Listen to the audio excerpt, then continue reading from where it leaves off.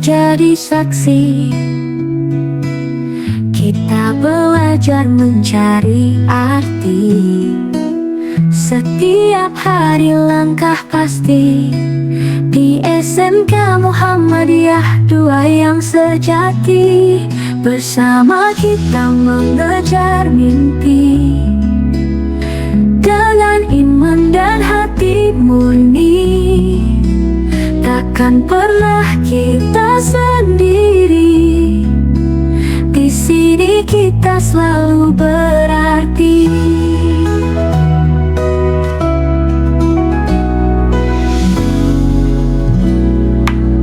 Guru bimbing penuh cinta, ilmu dan hikmah kita minta. Setiap usaha jadi nyata, bahagia, sukses menanti kita. Bulatkan tekad, kuatkan hati, dalam doa kita iringi. Menggapai cita setinggi langit, takkan goyah walau sesaat. Bersama kita mengejar mimpi dengan iman dan hati murni. Takkan pernah kita sendiri.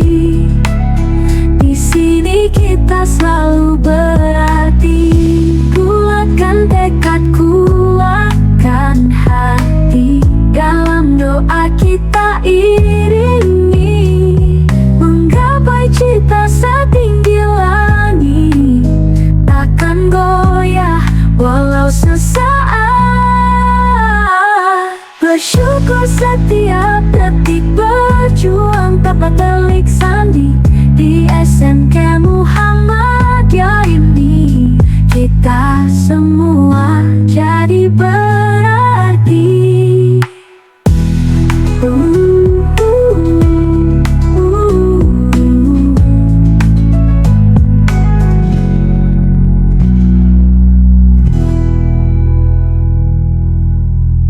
Assalamualaikum warahmatullahi wabarakatuh. Waalaikumsalam warahmatullahi wabarakatuh. Kembali lagi di podcast Hidrodinamis Media yang insya Allah bakal selalu tayang tiap minggu sekali. Oke, pada kesempatan kali ini kita kehadiran siswa-siswi dari SMK Muhammadiyah 2 Pontianak, di mana ada Selvian Farul Ihsan melambaikan tangannya ke kamera, kemudian ada Nadia akan melambaikan tangannya ke kamera. Nah, pada kesempatan kali ini kita akan ngomongin tentang bisnis kreatif di usia anak sekolah. Nah, sebelum kita ngomongin tentang itu nih, kita bakal nanya dulu. Nah, pengalaman dari Farel tentang pernah nggak sih punya pengalaman ibaratnya melakukan bisnis? Ya, saya sih sebenarnya pernah, karena orang tua saya punya bisnis percetakan. Itu sealuran dengan jurusan yang saya pilih, desain komunikasi visual. Berarti ada darah bisnis yang mengalir dalam tubuhmu kan? Iya. Dan itu menjadi salah satu alasan kamu untuk melanjutkan di SMK Muhammadiyah 2 Pontianak di jurusan desain komunikasi visual. Ya. Oke. Kemudian Nadia, pernah nggak punya pengalaman terkait menjalankan suatu bisnis atau usaha? Pernah. Pernah. Ya, itu ngikut orang kerja kayak menjaga stand. Oke. Kemudian, nah, menurut kalian apa sih tantangan dalam menjalankan bisnis di usia seperti kalian ini kan usia sekolah ibaratnya, di mana ibaratnya usia kalian ini memang banyak belajarnya, banyak PR-nya, banyak tugasnya, apalagi tugas dari saya itu kan banyak kan? Ya. Nah, jadi gimana tantangan kalian dalam menjalankan suatu bisnis usaha ketika kalian sekolah? Ya, menurut saya sih, misal kan ini di masa sekolah masih kita, kalau di masa sekolah kalau mau membuat bisnis, nah itu kita sudah ada modal, nekat, dan harus berani untuk memulai usaha. Oke. Nah, kalau Nadia sendiri gimana? Menurut saya sih bisa bagi waktu sih antara sekolah sama bisnis gitu. Sama jangan lupa dengan tugas-tugas sekolah juga. Oke. Nah, kalian ini kan di desain komunikasi visual. Nah, sebenarnya sepengetahuan saya itu banyak bisnis yang bukan bisnis ya, lebih ke usaha-usaha yang sifatnya digital, ya, itu yang berhubungan dengan jurusan kalian, yaitu jurusan DKV. Kalian tahu nggak tentang hal itu? Ya yang sealur lah kan dengan jurusan saya desain komunikasi visual itu tuh di usaha itu ada bisnis percetakan kayak bisnis fotografi dan masih banyak lainnya. Nah, Nadia, oh, ada. Palingan kayak pembuatan video gitu, pembuatan film-film gitu, kayak buat stiker atau logo-logo desain. Sekarang kan banyak tuh anak motor sekarang tuh kayak perlu desain-desain anak motornya. Terus kalian pernah dengar tentang freelancer enggak? Belum pernah sih. Oke.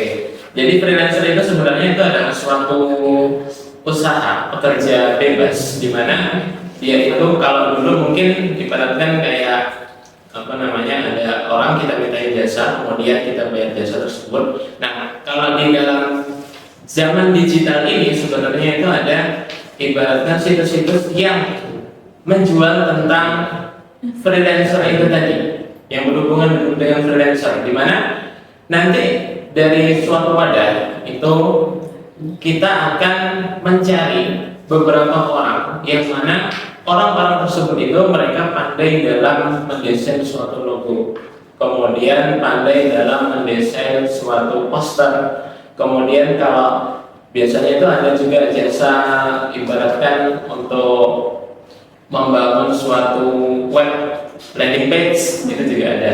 Nah, dan itu pun biayanya pun bisa dibilang kalau kita pakai situs freelancer dari Indonesia itu masih berbasis tentang rupiah. Tapi kalau situs itu dari luar negeri itu hitungannya itu dolar.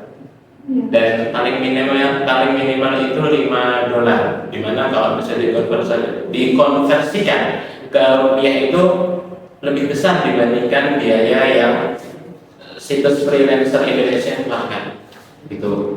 Nah, kalian kan kebetulan tadi anak DKV juga gitu kan. Nah, kalau Farel sendiri berhubungan dengan desain grafis, Farel lebih suka mendesain apa? Poster, logo atau apa gitu? Ya sebenarnya sih saya sih lebih suka mendesain kayak logo, banner gitu. Ya itu. Oke. Kalau Nadia?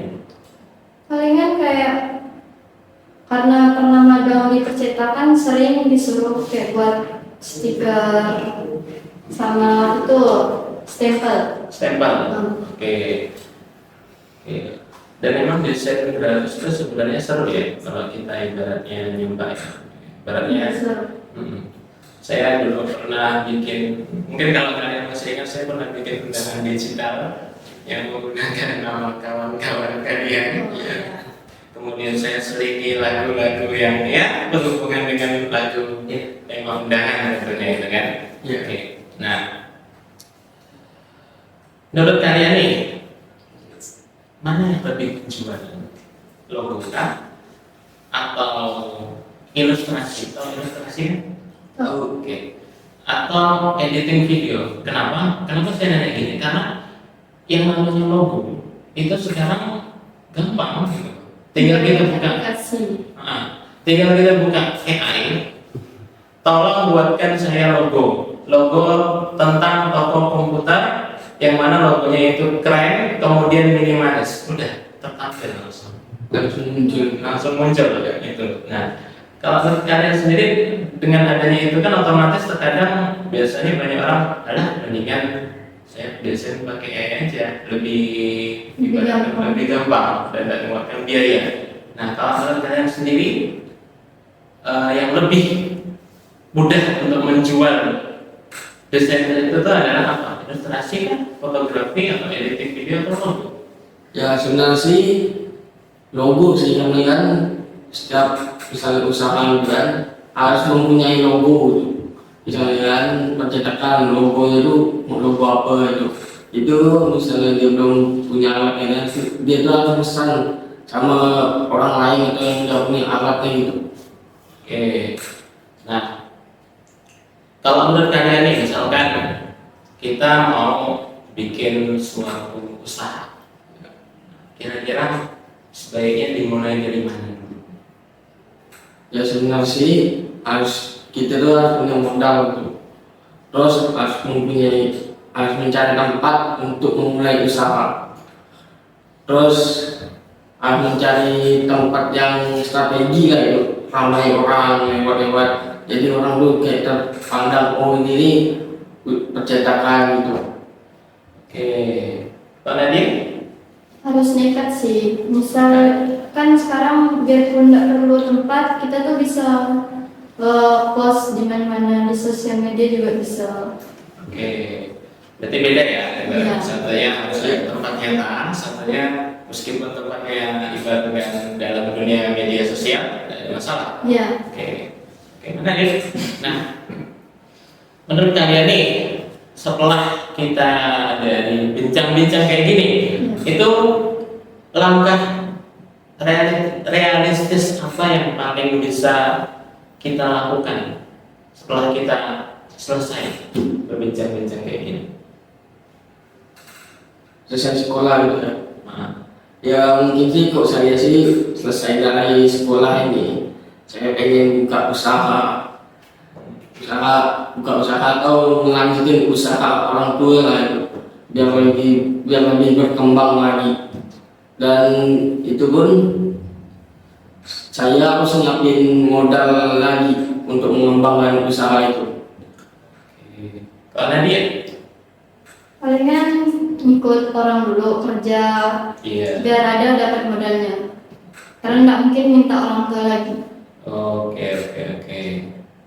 Nah, kira-kira nih menurut kalian nih ibaratnya kamu Farel Ya. pengen usaha apa setelah ini? Selain percetakan gitu ya. Hmm. Jadi sebenarnya sih pengen buka jasa foto lah. Foto, Ya. fotografi ya. Ya. Oke. Nadia? Lebih ke kuliner makanan. Kuliner, oke. Kuliner itu memang termasuk itu ya, ibaratnya tidak ada surutnya. Ya. Asalkan kamu bisa masak makanan yang enak, kemudian harganya pun juga bisa dibilang terjangkau, pasti insya Allah ini bakal ramai. Gitu kan. Nah, oke. Buat teman-teman yang dengerin ini, kalau misalkan kalian juga tertarik pengen mulai usaha, coba share ide kalian di kolom komentar atau di DM Instagram kita.